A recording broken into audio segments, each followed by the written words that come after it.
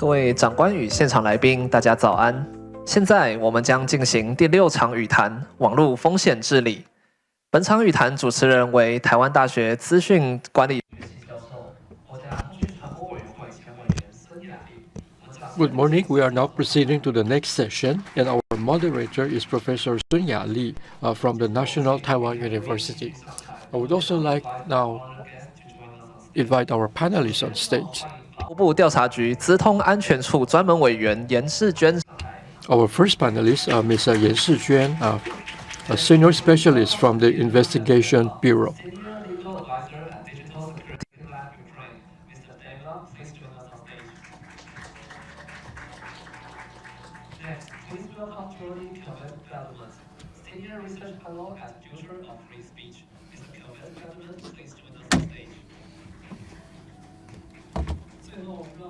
And finally, we have Professor Liu Wenbin, Associate Professor from the Zhongzheng Christian University.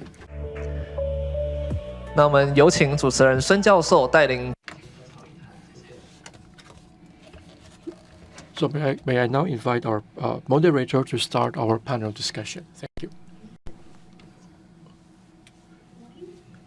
Speakers, guests, and everyone, thank you for joining us. It is my pleasure to welcome you to this session. Today, we are looking at something that's becoming increasingly hard to separate: information inference, cyber operations, and AI. What is interesting and also challenging here is that information today is no longer just communication. We are seeing a clear shift. Information has become a strategic instrument in modern conflict. It has been being used as a tool in conflict, shaped out only by content, not only by content, but also by how it is generated, delivered, and amplified. They are supported by cyber activities, amplified through networks, and increasingly mediated by AI systems. And the most important is, it is becoming more coordinated and harder to trace. So that gives us a very concrete picture of what's happening on the ground. Let's zoom out a bit and look at the bigger picture. We have seen how these operations work in practice. So the next question is, how do we even deal with something like that at a global level? So in today's discussion, we'll focus on a rapidly evolving landscape where information inference, cybersecurity, artificial intelligence, and digital governance are increasingly interconnected.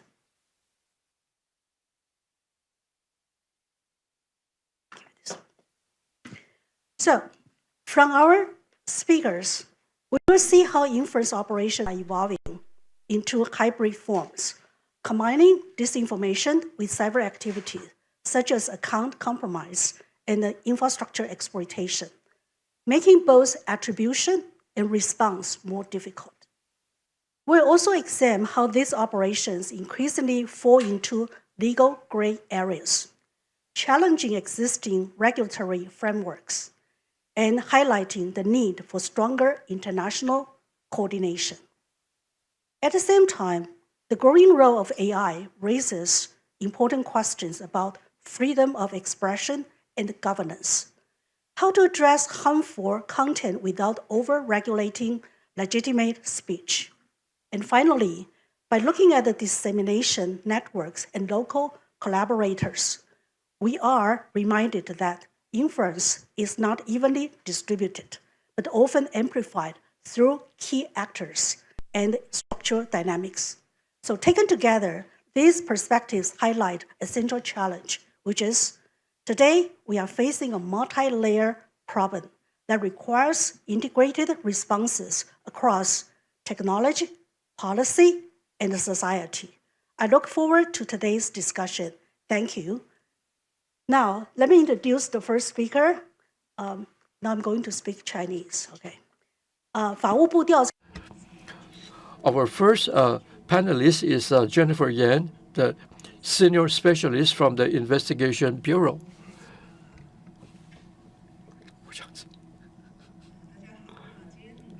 Good morning. I'm very happy to have this opportunity to share with you my slide. I'd like to talk about the cognitive warfare faced by Taiwan. This is the outline of my talk. First, I'd like to mention some of the investigations that we have made over the past few years. I'd like to share with you some of the methods more commonly used. Number one, we call them is a multi-layer spreading structure. In this example, so we will have fake accounts in known social media platforms, and then there will be organizations, maybe fan clubs, who will continue to post and to spread this information. And these fans are normally are foreigners as administrators. Therefore, it is very difficult for us to discover their identity. And then we have fake accounts. They are the second layer of dissemination. And this will enable many of the end users in Taiwan to receive this information. Because this information are from familiar websites, therefore they will think that it's legitimate and they will share this kind of information. This forms the third layer of dissemination. One feature of this method is that it uses a multi-layer platform. It uses multiple platforms and spread the information through different layers. We see that the fake accounts are many, and we believe that they are actually in collaboration with each other. Even though there are more than 100 accounts, many of the operations are automated so that in a few seconds, thousands of other information may be generated. And we can tell that it is very evident there is a centralized control behind all of these actions. In addition, in 2023, we found another activity that's becoming increasingly common. This is the hybrid cognitive warfare. It will first hack into certain websites, and then it will steal accounts, and then it will then disseminate untrue information. But because this information came from a local IP using a local account, and the content actually uses more localized language, therefore it is easier for end users to believe what is written. Our investigation shows that after the message is sent, they will then delete the IP so that it will be very difficult for the investigators to trace the source of the information. The third type is basically a combination of type 1 and type 2. They will make use of current events and then make use of deepfakes or AI to generate false information. This example is what we have seen during the last presidential information.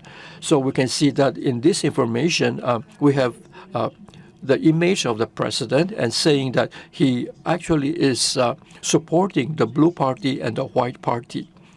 Therefore, this is a third type of cognitive warfare. We are paying very close attention to the development of this. Next, I'd like to share with you some case studies. These case studies actually belong to type 2, which is a hybrid. This is in 2024 after President Lai took office. China immediately announced that it will carry out military exercise around Taiwan, and there were immediately messages on the website that about this. And after we have checked this, we found that the account actually belonged to an individual in Kaohsiung. However, this person is actually in the restaurant business. he doesn't have any military background. And we checked the IP. We found that the IP was in Dongshan in Yilan County. And when we look at the account, we saw that from 2022 to 2024, the account actually sent 15 messages that are related to aerospace and military actions. However, we found that this young individual has no expertise in the military or in aerospace. Therefore, he said that these messages are not actually sent by him. However, we've also discovered that the account of Mr. Yang was actually disclosed in the dark web. We also look at the IP, which is located in Yilan. This is actually the Wi-Fi router.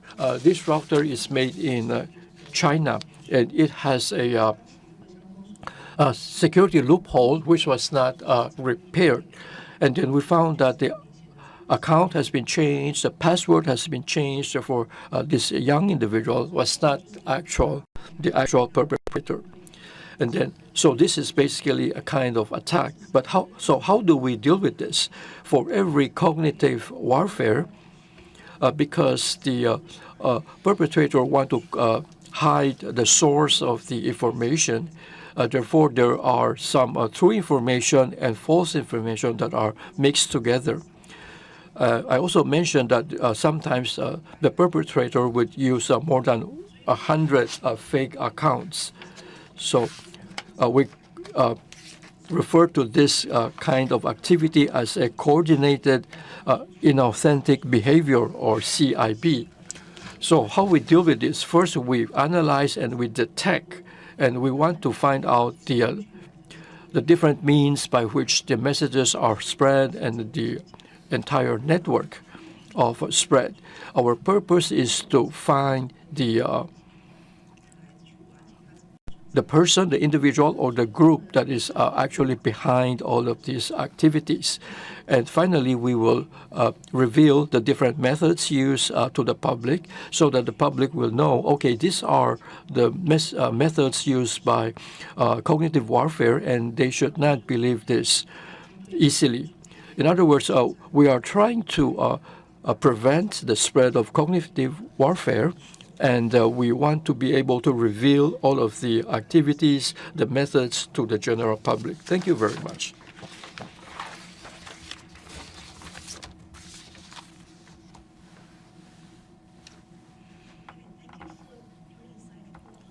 Based perspectives. So naturally, we'll move on to the next one to bring us a more broader view of such operation, scale, and operate globally. So our second speaker is Tiana Avdieva. She's from a digital security lab of Ukraine. Okay, let's welcome Tiana.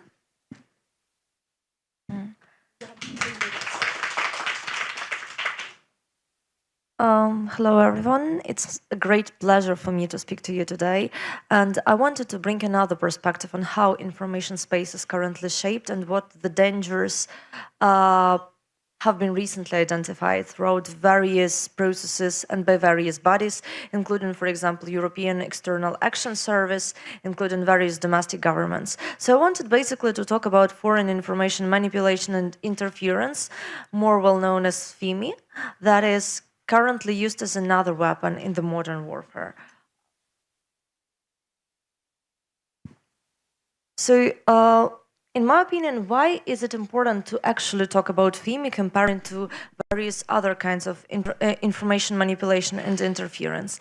First of all, because it extends beyond purely content manifestations. When we are speaking, for example, of disinformation, apparently we are talking about deep fakes, cheap fakes, information manipulation, bot farms, but still in the dimension of analyzing information, its content, its substance, and sometimes its form. When we are speaking about information interference and various kinds of interference in general, it is important to know that it also includes infrastructural dimension.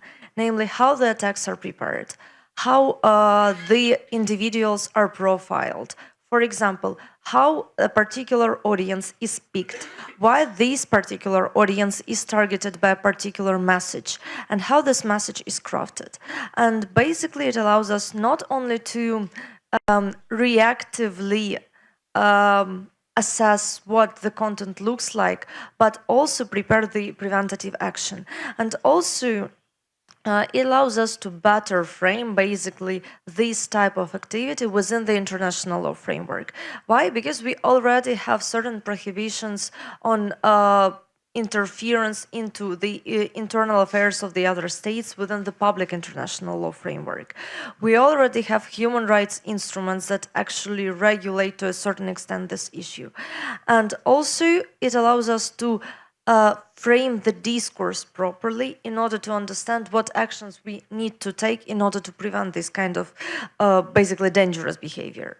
Together with my colleagues from Institute of Innovative Governance, we tried to categorize the types of activities that can be found within the FIMI notion.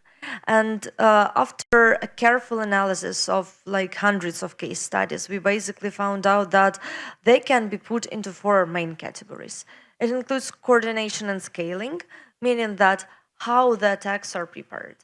For example, organizing bot farms, information webs, profiling of the audience, which I've already mentioned, so why particular individuals are targeted with specific messages, categorization of the audience, targeting techniques, and by targeting I mean both.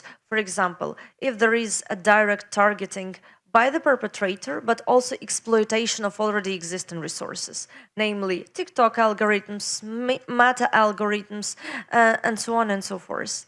The next category is planning and execution, which implies the mapping of the narratives that are popular within a certain country or a certain context for that matter, identification of vulnerable groups and contexts. For example, if it is a pre-election period, apparently there will be social and economic issues that will be in the spotlight in a particular country.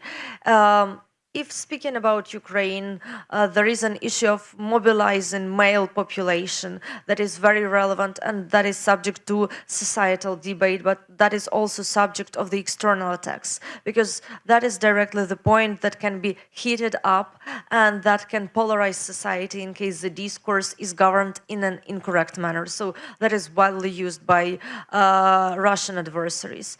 Social engineering techniques. So when specific channels are found, how these channels can be exploited by the adversary. Whether there are, for example, weak points, how they can be used, how to safeguard people against that. In this case, for example, I can provide you with a sample of Russians texting Ukrainian children and families of Ukrainian war veterans in order to gain information, and they blackmail those families basically in order to get some kind of data on location of military objects and so on and so forth, especially those veterans who are currently in Russian captivity. So basically these techniques sometimes are really effective because people are waiting for their loved ones to come back. They have no data about where those people are, what they're doing. They're super worried about them. And as a result, they're looking for any kind of information that can be provided, and blackmailing works. So when we are speaking of planning and execution, it is important to understand who is vulnerable towards what kind of attack, what is the vulnerable point, and how to prevent these kinds of attacks. Content generation, I think I won't stop on this that much because we spoke about that a lot. Deep fakes, cheap fakes, any other kind of generative AI generated content, translation capabilities as well. For example, it became really easy to scale the content just because we can translate it into various languages. And infrastructural attacks. In my view, it is very underlooked category because currently there are lots of malware attacks. phishing attacks on public officials, on civil society, journalists, media, human rights defenders, adversarial attacks on AI systems. And here I wanted to present you a couple of examples. One of the most interesting probably is in Russian network Portal Combat. So what it does, it uses the technique of doppelganger when it creates the fake pages of multiple popular media, starting from like The Guardian or New York Times and ending up with some local Ukrainian media. It fills these websites partially with information that is simply copy-pasted from the original pages in order to create the volume of materials, and partially by the generated content, which in fact is disinformation.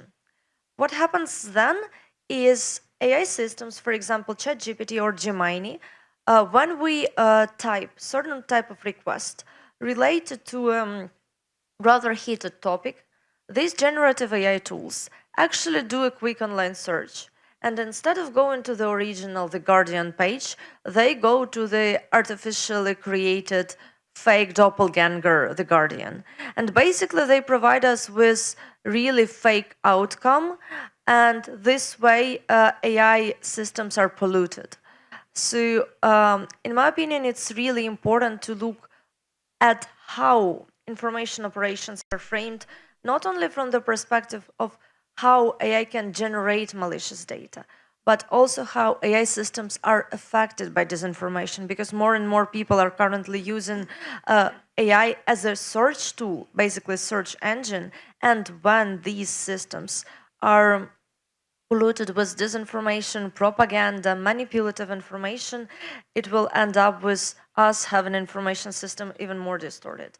Another example that I would briefly mention is how phishing attacks are crafted. And unfortunately, the degree and level and quality of phishing attacks increased significantly throughout the recent years.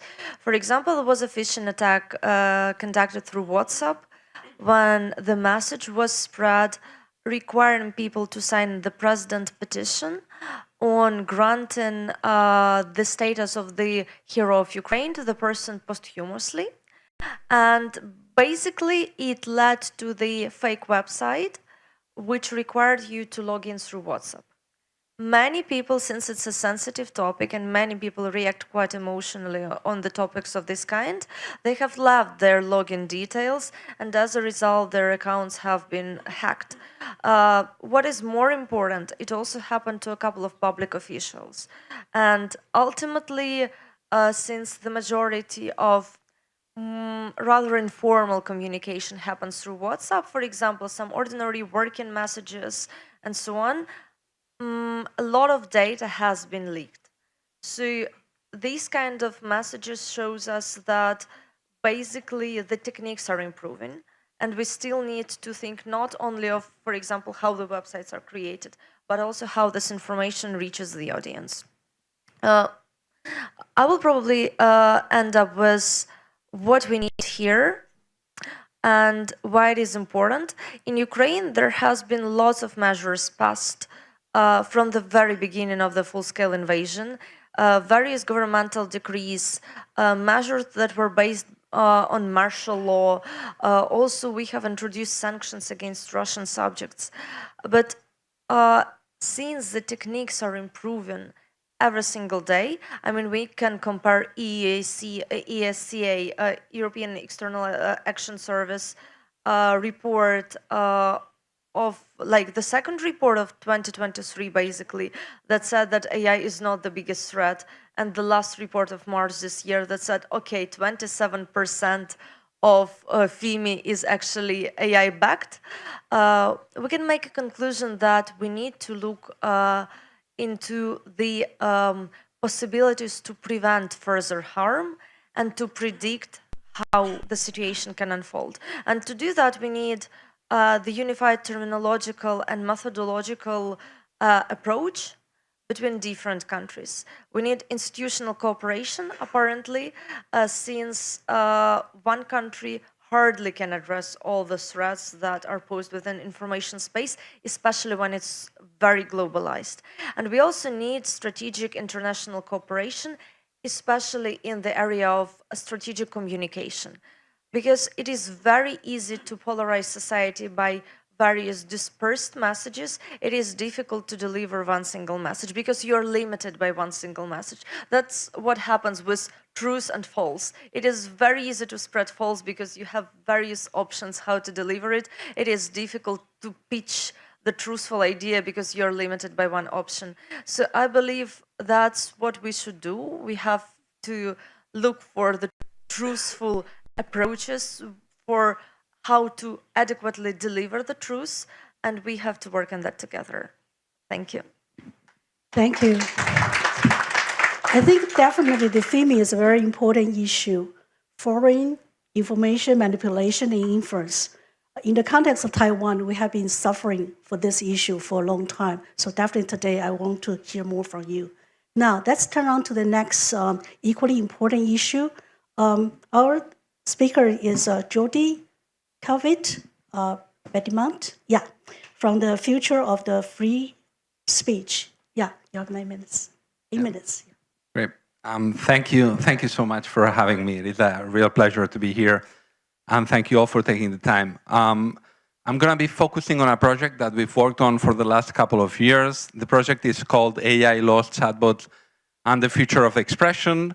And this project has two main components. One relates to legislation. The other one relates to corporate practices.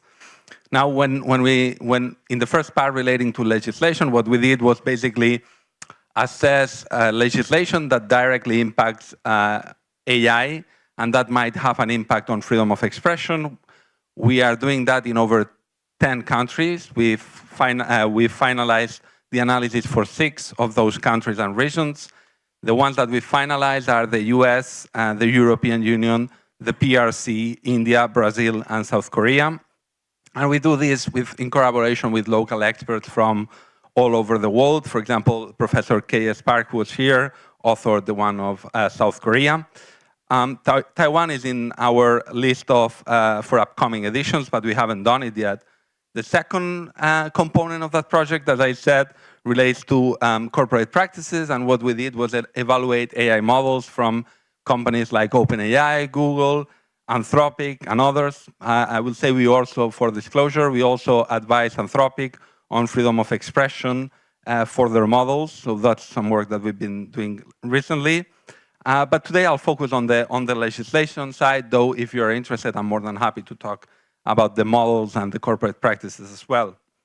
Now, I want to start with the premise, which is that generative AI is becoming increasingly important for accessing information and for creating content. We basically have hundreds of millions, billions by some accounts of people already using AI to search, to create content, to do research.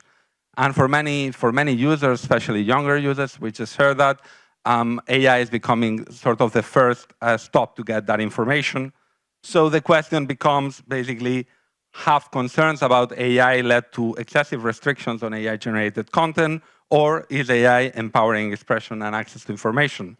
Now, our thinking comes from that if billions of people are using AI, and they are using it to access information and creating content, then imposing stricter restrictions on AI can, imposing restrictions on AI simply because it's AI-generated would be a tragedy for autonomy, for the search of truth, and for the ability to challenge power. So that's basically our premise, that's our question.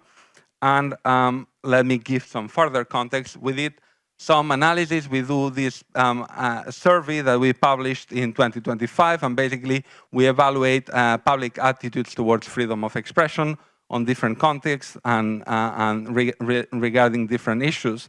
Now, what's interesting of this slide is we asked people from 33 countries how they felt about contentious content when it was human-generated versus AI-generated. And we saw that for most countries, for the vast majority of countries actually, people were much less willing to accept content if it was AI-generated than if it was human-generated.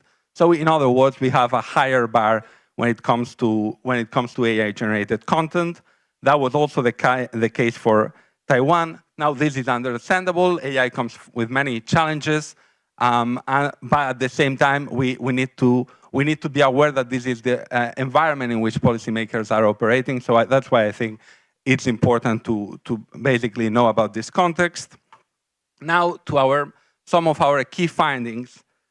We saw some reasons for concern and some reasons for hope.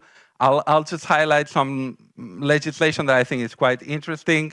Of course, the main concern was coming from the PRC, out of the countries that we analyzed. The PRC has a framework that requires basically AI models to endorse core socialist values. So basically what is being done is taking the censorship that already takes place online and taking it to the AI models. So that's sort of a given. Now, what we found in robust democracies is more surprising, perhaps. And because of the geopolitical content, I want to emphasize that we're talking about strong democracies with strong rule of law, etc. What I'm just highlighting is some concerns that we have on that legislation. I'll start with the European Union, which requires powerful general-purpose AI models, so high-impact general-purpose AI models, to assess and mitigate systemic risk. Now, the concern here is basically that the definition of systemic risk is not very clear. For example, it includes negative effects for society as a whole. Now, of course, what is bad or good for society as a whole is hugely dependent on one's perspective, on where we stand. So that's why this is a reason for concern. Now, there is a code of practice for general-purpose AI models that has been endorsed by the European Commission, and that helps clarify a bit the notion of systemic risk, but still it contains a language that is excessively vague, like misinformation, but without a definition of what misinformation is, or radicalizing content, which of course includes political and contentious content, like, for example, discussions on Gaza and the Middle East, or on religion, on immigration, on many topics. So that's why this is a reason for concern. In the United States, what we've seen is basically a focus on culture wars and the implementation of those culture wars on AI policies. And there's an executive order, basically a decree, that requires federal agencies to procure only AI models that are truth-seeking and neutral. Now, again, like systemic risk, truth-seeking and neutral sound like great words. Now, in practice, how they are applied is greatly dependent on who is in power, and so that's our concern, and that's the exercise that we ask people to make when talking about this, right? That we might agree, say, with systemic risk or with truth-seeking when we're standing on one side, but if we think what our opponents would think of those words, I think that's why the example of the EU and the US serves quite well. It's where we realize that we might have some reasons for concern. Now, I'm happy to talk more about it later, but let me leave you with 3 key takeaways, which are basically that AI legislation, we're seeing how it's proliferating globally. We're seeing more and more AI legislation, but some of that legislation is excessively vague. And the key issue here is basically something that international human rights law calls the legality requirements. We want to make sure that restrictions on speech are clear, are sufficiently detailed, so that basically citizens are able to determine what is allowed and what is not allowed. So that's my first comment. A lot of legislation, not clear enough on many occasions. And the second is that we're seeing that legislation obviously in authoritarian regimes, but we're also seeing it in robust democracies. Now, fortunately, those democracies, including the European Union and the US, have strong judiciaries who can control those regulations.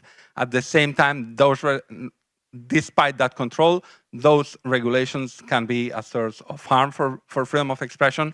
So we should be paying attention to those vague laws, even in democracies.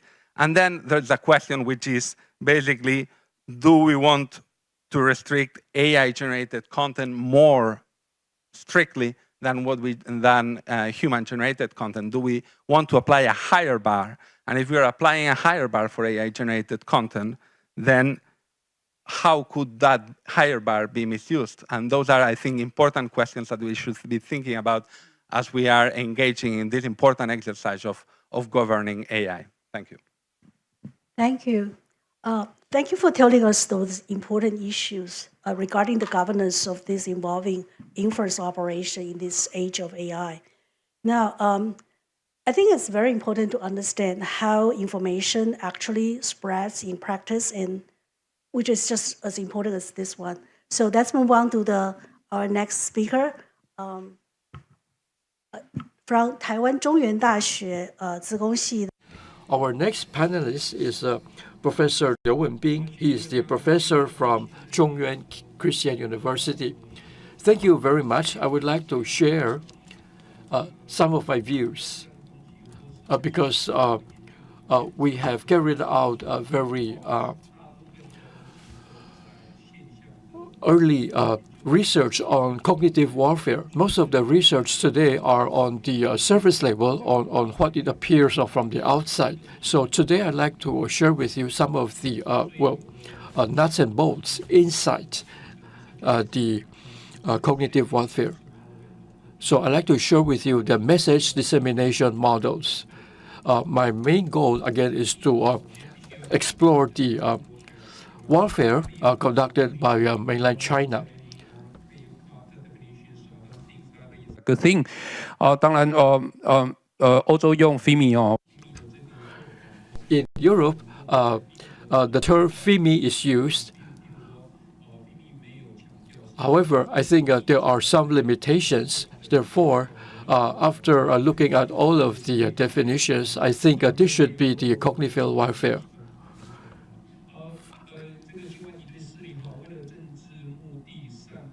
So what is the definition?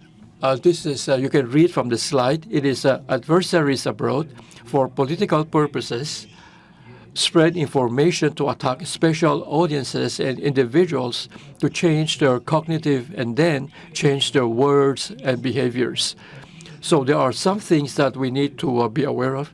First, they are adversaries abroad. So when we look at, for instance, opposing views from within Taiwan, they are not part of the cognitive warfare, according to my definition, because otherwise the scope will be too broad and then it would be very difficult to carry out research. This is the reason why we want our definition to be very specific. I want to focus on adversaries from outside of Taiwan.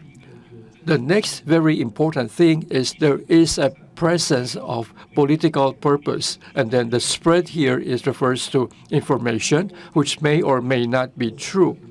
And the subject of the attack should be audience or individuals. And the purpose is to change their cognition and then change their words and behaviors. So if we look at the abbreviation, it's AAAB. So it adversaries abroad, and then it is for attack, and then it changed the actions. Therefore, it's actually a spread of information using a social network. We can look at it like this. We have a node at the center, and then we have smaller nodes. The smaller nodes actually act in concert with the bigger node. Therefore, if we are able to identify the smaller nodes and the central nodes, we will be able to control the spread of information. If we expand the nodes, if we expand the nodes to the scenario between Taiwan and mainland China, this is how it would look like. Therefore, we can see that we have a source from mainland China, and then it will spread throughout China and then finally to Taiwan. This is the case not only for Taiwan, but the spread of information is also very similar in other countries. As long as the adversary is from outside of a specific region, we call it a cognitive warfare.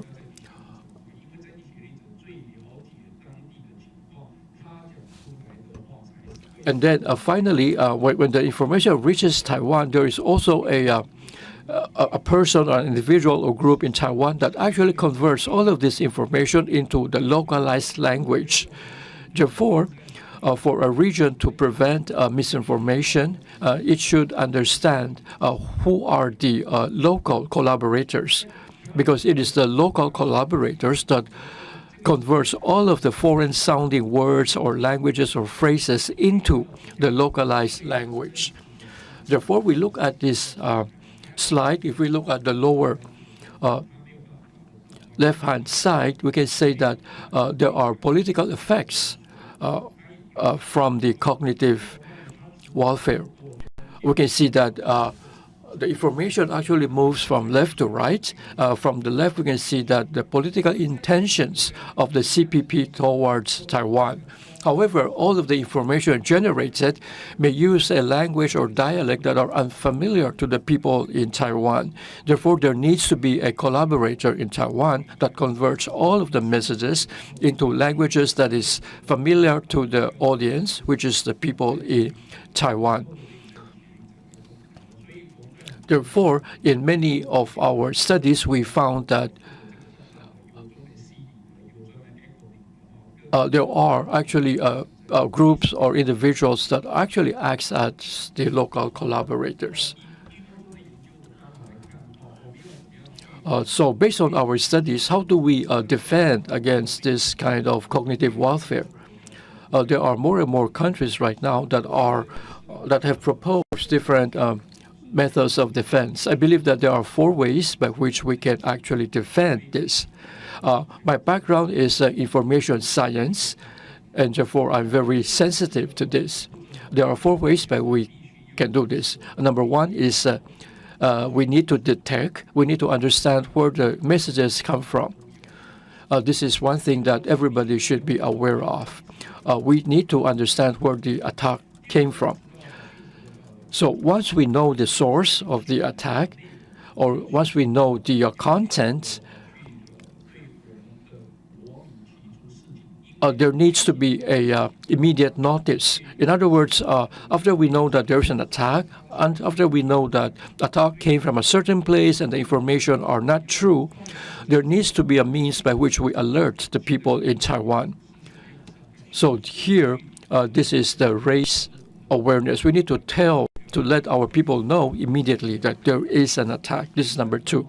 The third step is to repair and prevent weaknesses, because the attacks are mostly focused on the loopholes, the security loopholes.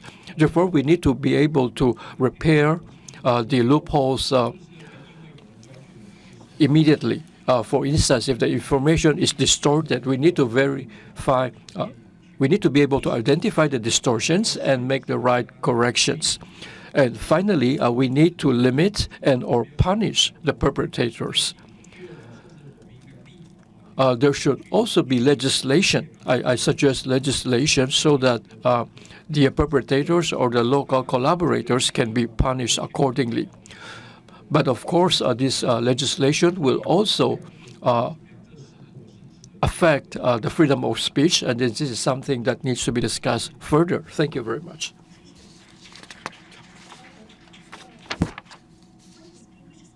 Have expressed and show us their perspectives.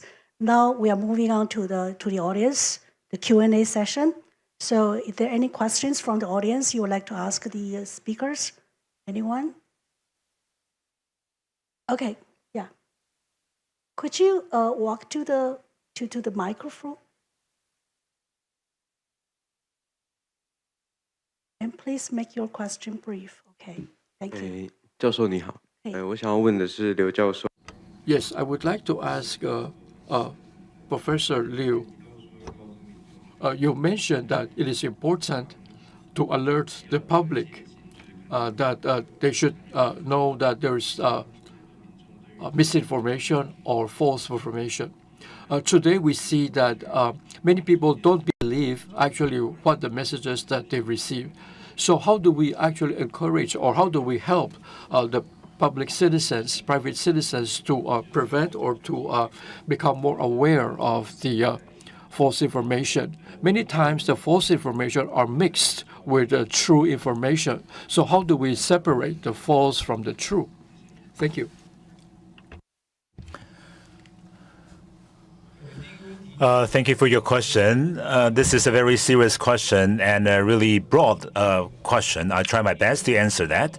Firstly, the general public, whether they have trust in the government, number one, the principle is that the government should always tell the truth. Firstly, because the government need to have legal liabilities of the information that it announced. So currently, we do not have any actual instance of governments telling lies or false information or release false information.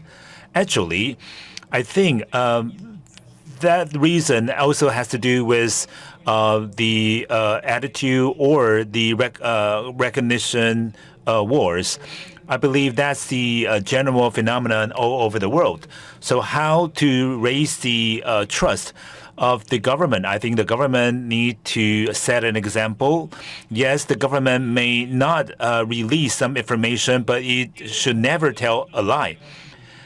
And secondly, how should the general public try to understand the information? I think the government is doing a lot of media literacy education. I think our host of the session is also an expert in this area. And of course, the general public will never be satisfied. So that's why we need to step up and try to improve constantly. And the mix of truth and false information, that is a really big challenge. How you clarify all the information, I think Taiwan has its own advantages. I don't have time to explain that in detail. I just like to raise two examples that we have the advantages. Number one, we have a lot of fact-check NGOs in Taiwan. I don't think we see the same thing in other countries. All these NGOs can put the fact-check information online for the general public to access. And to a certain extent, the general public can really tell or to differentiate truth and false information. Another important thing is that we also have the advantages that our government is a transparent company, which is different from an autonomous government. Only if there's transparency, I believe the trust will be able to be established. So if there's transparency, I think it's like it acts as a shell to protect the democracy. So if there's more opportunity, I can discuss with you after the session. Thank you very much. This is also another question to Professor Liu. I'm Samaya from the Global Network Initiative. I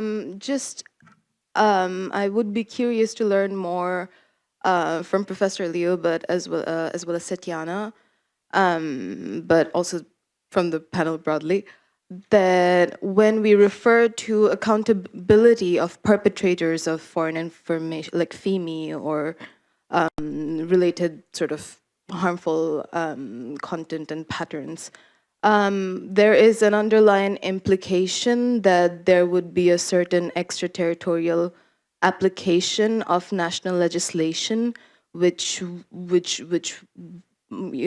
be used to hold these perpetrators accountable in various ways. There could be criminal liabilities involved, and there are risks involved in that. There are conflicts of law. We have international frameworks now, such as MLAT agreements. We have the UN Cybercrime Convention, which I'm not promoting here, but just as a reference. But there are, and Professor Liu also mentioned the freedom of expression implications of such regulatory measures. So I would generally be curious to hear more about how you see this and how this can be approached in a rights-respecting way. Thank you.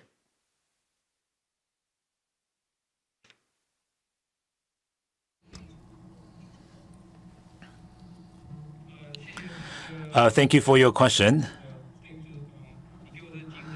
Thank you for giving me the opportunity to express my opinion on the freedom of expression.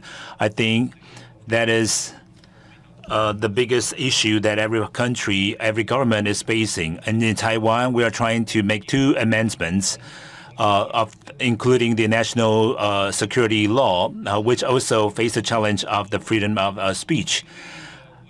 But there are a lot of things that limit the freedom of expression in the international society, not just in Taiwan. Let me share with you one concept. Growing up, our teachers told us that we cannot do anything like cry wolf, for example, claiming that there's a fire in a theater or a public space, something like that. That is also a form of limiting the freedom of speech. So there are certain regulations regulating that you cannot spreading any information that cause public safety. And also, we need to protect the rights or expressions that protect the rights and interests of the general public. And conversely, it means that we are against those that are not promoting the interest and benefit of the general public. And the general public, there's also a regulation stipulating that similar things. For example, in Taiwan, there were 3 or 4 spouses from mainland China spreading these false information. After expelling these mainland China spouse from Taiwan, there is a majority of the general public's opinion supporting these behavior or results. So when it comes to FEMI, how to limit the spreading of these information, it has to do with legislation. But the question is not whether the regulation is interfering the freedom of expression, but how we can set a legal framework that can maximize the protection of the expression, the freedom of express. That is my personal opinion. Thank you. Yeah, go ahead. Thank you very much. I would have a question for Mrs. Yen. I was curious whether you could share maybe your experience on a difficult issue. You mentioned that in many cases there is a digital infrastructure to amplify the fake information with networks of fake accounts. What kind of success are you having in getting those accounts being closed? Are you using Taiwanese laws to request the closure of the accounts? Are you using the term of services of the platform? And are you facing any difficulties?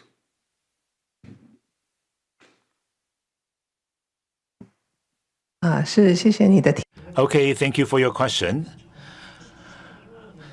Actually, because we are we're from the Ministry of Justice, so we will only start the investigate when there is a concern of violating the law or regulation. We found that these false information is actually violating the law. For example, the fake account or the platform or infrastructure website or network or similar things, because we have collaboration with platform operators. As long as the regulation authorize us to notify these platforms to remove these or take down these contents, they will do so. And if the holder of the account can prove that the account has been stolen or hacked, they can also appeal to the platform operator and request them to take down that account. And if we found similar things through investigation, we will notify the authority concerns to update the equipment or infrastructure that we just mentioned. Of course, the prerequisite is that the recognition awards, the content need to have the concern of violating the law. And once we confirm that these are false information, we will take the follow-up actions. Thank you. The audience? Yeah, go ahead.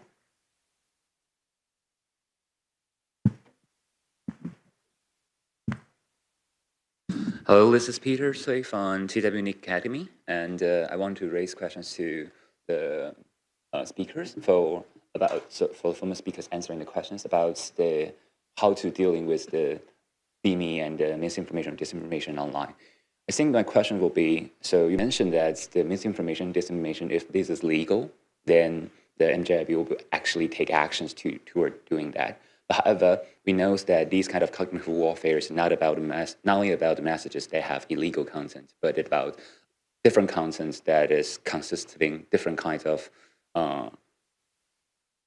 contents that wants to change people's mindset or trying to influence people's recognizations or to the democracies like that. So for these kind of like in the gray zone, how to dealing with that. And I also want to ask Tiana about Ukraine's experience to dealing with these kind of informations, because I think these kind of informations is usually the hardest part to tackle with, because it is not illegal and it is under the protections of the freedom of speech. But however, it can actually undermine people's trust toward the government. It can undermine people's patriotic mindset toward the invasions like that.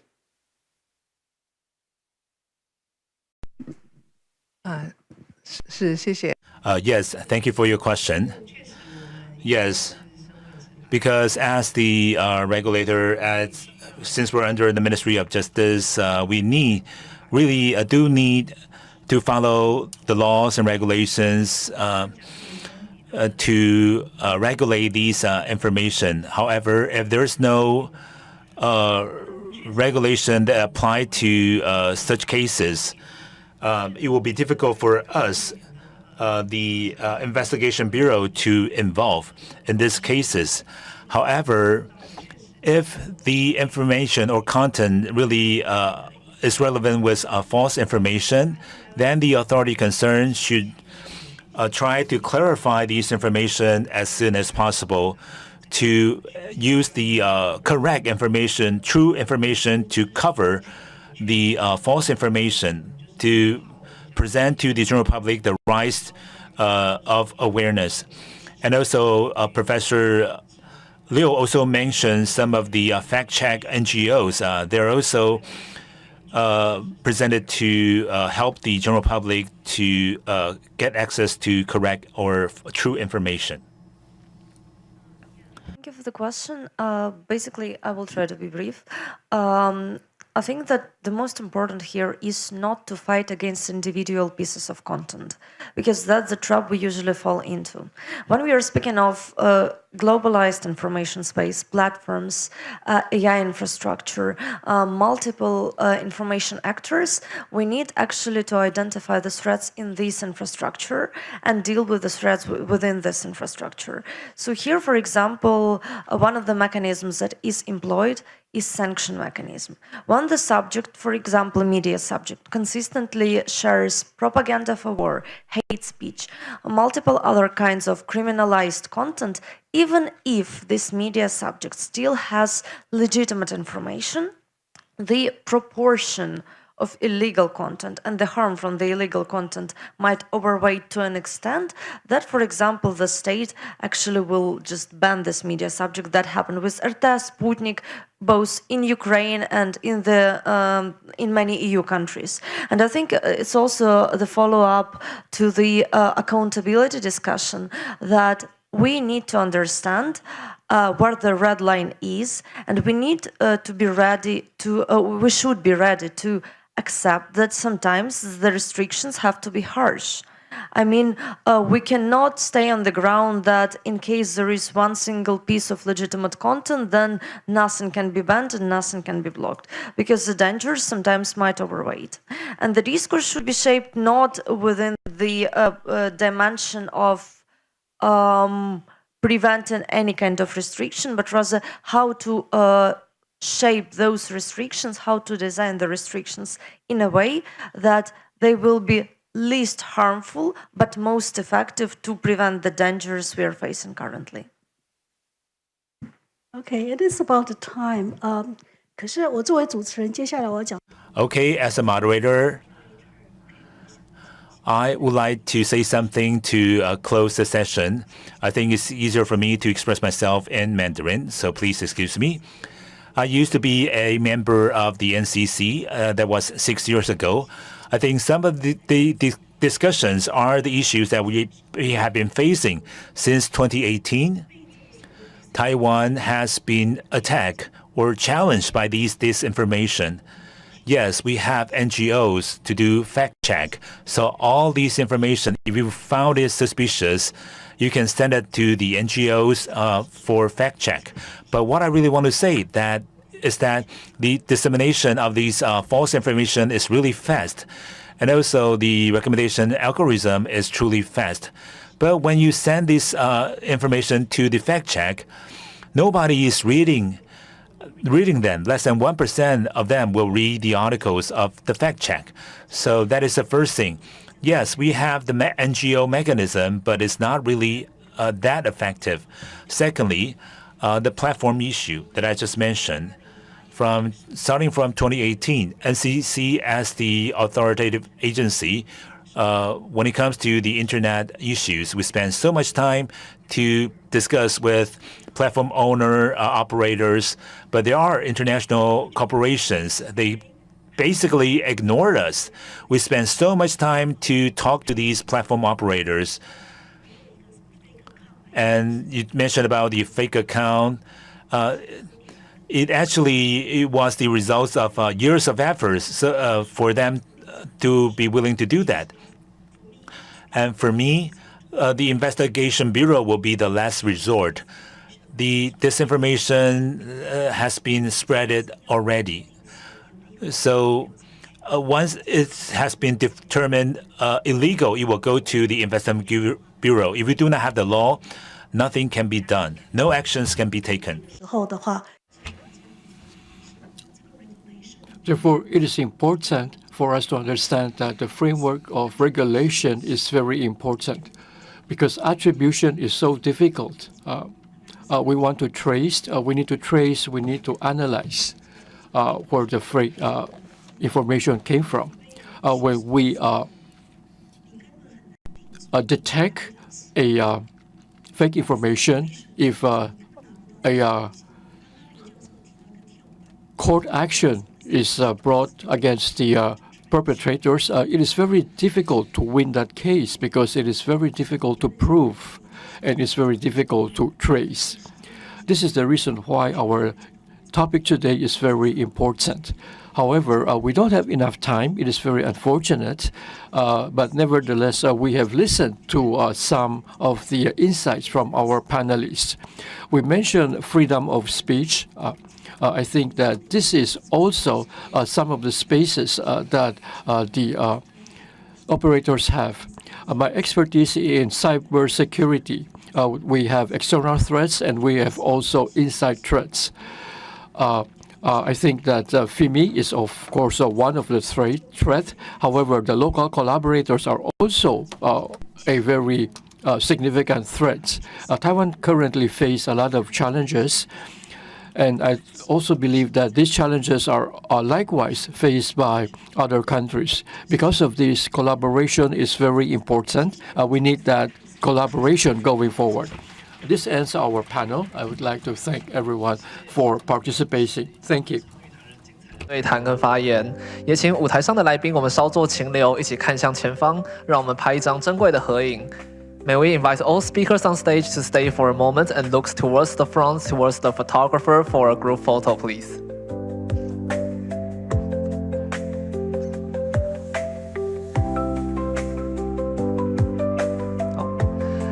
Thank you. You may now return to your seats. 谢谢各位来宾，请来宾们先行回座。